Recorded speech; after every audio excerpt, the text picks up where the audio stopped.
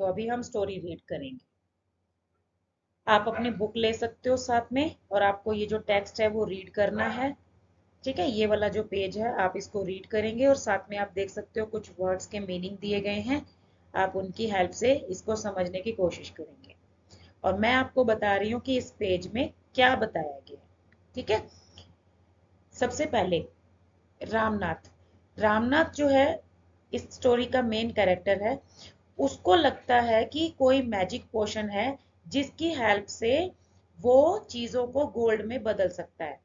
ठीक है, तो वो इस मैजिक पोशन को बनाने के लिए बहुत सा पैसा खर्च कर रहा था, जिसकी वजह से उसकी पत्नी मधुमती वो काफी चिंतित थी। बोले ठीक है। एक दिन क्या हुआ, उनके गांव में एक सेज आए। सेज मतलब एक संत महात्मा आए। उन्होंने रामनाथ को बताया कि वो उसकी हेल्प कर सकते हैं मैजिक पोशन बनाने में, लेकिन इसके लिए रामनाथ को 5 लीटर जो है ड्यू इकट्ठी करनी होगी।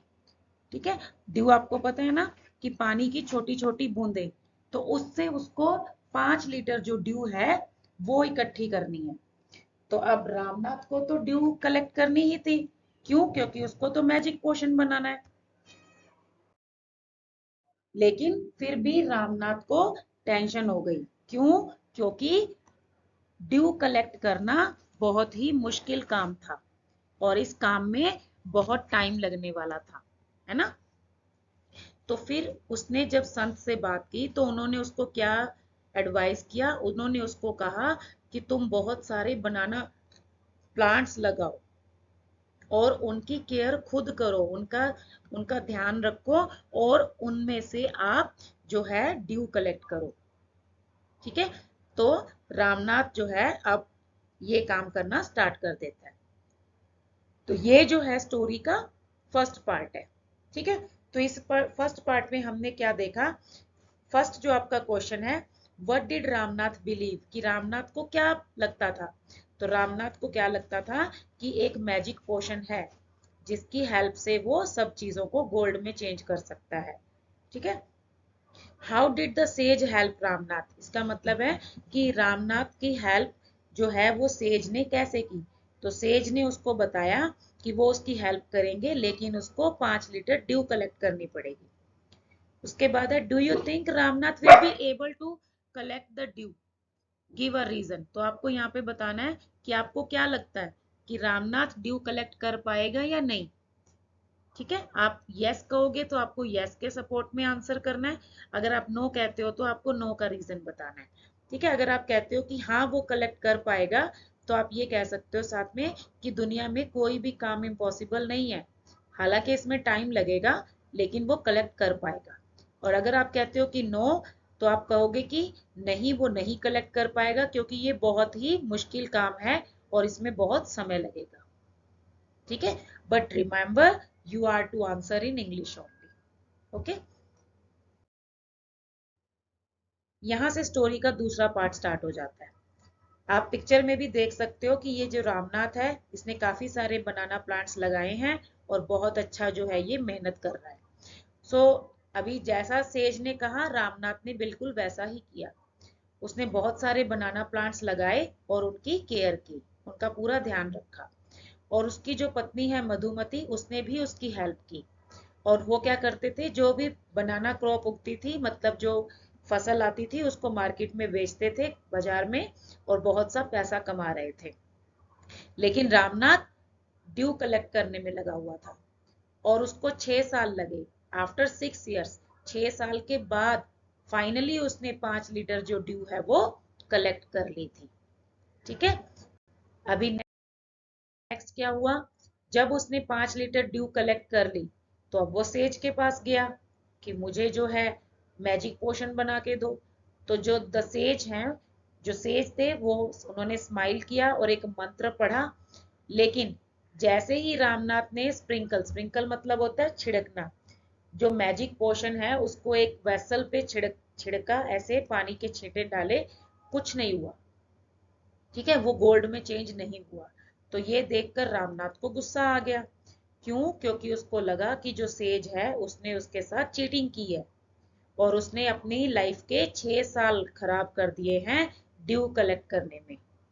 लेकिन फिर उसको सेज ने बताया कि दुनिया में ऐसा कोई मैजिक पोशन नहीं है, और लेकिन फिर भी उसके पास बहुत पैसा आ गया था, वो बहुत अमीर हो गया था। क्यों? क्योंकि उसकी पत्नी साथ साथ में जो फसल सेल करके क्या कर रही थी, पैसा बना रही थी, है ना। तो उन्होंने उसको बताया कि ये जो तुम्हारी हार्ड वर्क है, इसकी वजह से ही तुम वेल्थी और रिच हो गए हो, मतलब तुम काफी अमीर हो गए हो। तो लास्ट में रामनाथ को समझ आ गया कि हार्ड वर्क की हेल्प से ही हम सक्सेसफुल हो सकते हैं। ठीक है। सो यहाँ पे दो क्वेश्चन आपको दिए गए हैं। पहला क्वेश्चन है वाई वॉज रामनाथ एंग्री, उसको गुस्सा क्यों आया था? क्योंकि उसको लगा था कि जो सेज है उसने उसके साथ चीटिंग की है और उसने अपनी लाइफ के 6 साल खराब कर दिए हैं। और दूसरा क्वेश्चन है how did Ramnath and Madhumati create wealth. So how did they create wealth, मतलब उन्होंने कैसे वो अमीर हो गए, उन्होंने पैसा कैसे बनाया। So they created wealth by selling banana crop in the market. ठीक है, बनाना जो क्रॉप थी, जो फसल थी, उसको बाजार में बेच रहे थे। एंड कैसे हुआ ये सब कुछ? उनके हार्ड वर्क से। ठीक है, it happen due to their hard work. So ये आपकी स्टोरी थी, the bottle of dew. Okay, तो हमने इस स्टोरी में क्या सीखा? From this story we learn that we should work hard. That means कि इस स्टोरी से हम क्या सीखते हैं कि हमें हार्ड वर्क करना चाहिए, हमें कड़ी मेहनत करनी चाहिए अगर हम सफलता पाना चाहते हैं। क्योंकि सिर्फ हार्ड वर्क ही सफलता की कुंजी है, कुंजी मीन्स चाबी है।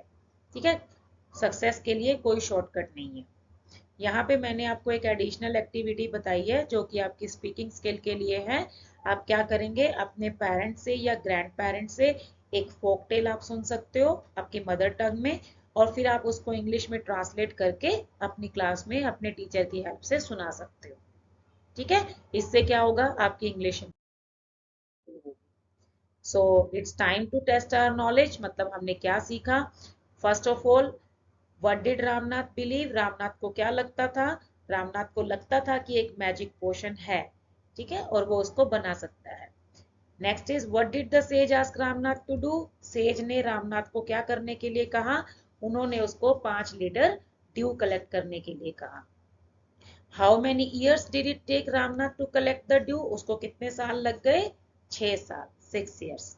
Y was Ramnath angry, Ramnath को गुस्सा क्यों आया? जब उसको लगा कि सेज ने उसके साथ चीटिंग की है और उसने 6 साल अपने खराब कर दिए, तो उसको गुस्सा आ गया।